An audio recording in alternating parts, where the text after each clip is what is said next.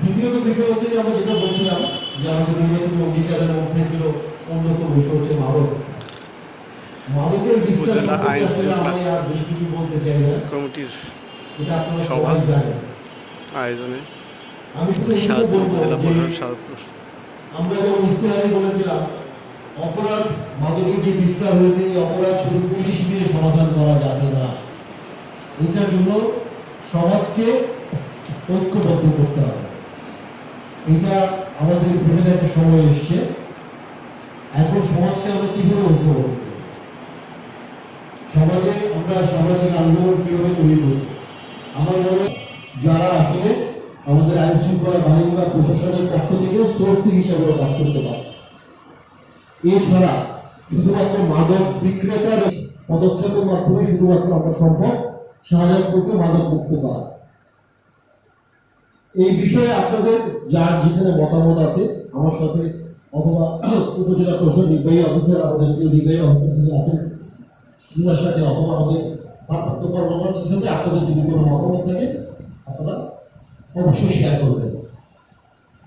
এবং আমার অনুরোধ থাকবে প্রিয় উপস্থিতি, বিষয়টা আপনারা গুরুত্ব সহকারে নেবেন, এত সহজ। আর যদি আমরা সেটা করতে ব্যর্থ হই তো এইটা মনে রাখবেন আমার আপনার সন্তানরা কিন্তু ভবিষ্যতে এই সর্বনাশ বক্তব্য দিয়ে আছে। আপনারা আসলে প্রিভিয়াস টাইমে কতটুকু করতে পারছেন জানি না।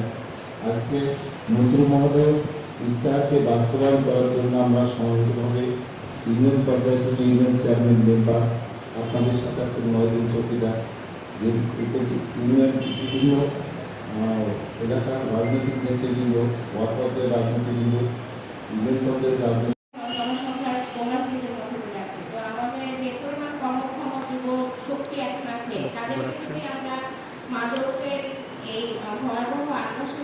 মাশফিকা হোসেন নির্বাহী আছেন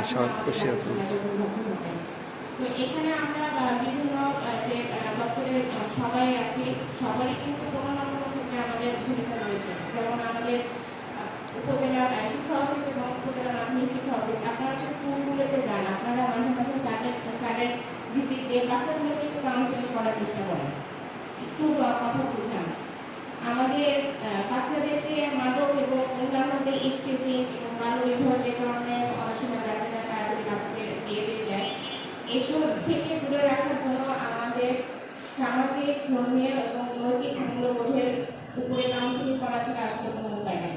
আমরা শুরুতে অবশ্যই বাচ্চাদের কাউন্সিলিং করবো এবং তারপরে আইন শৃঙ্খলা সংক্রান্ত কোনো অবনতি হলে বা কোনো পরিস্থিতি হলে নিয়ন্ত্রণে আনতে হয়, কোনো কার্যক্রম গ্রহণ করতে হয়, তাহলে তো অবশ্যই থানা পুলিশ এবং আমাদের উপজেলা প্রশাসনটা আছে।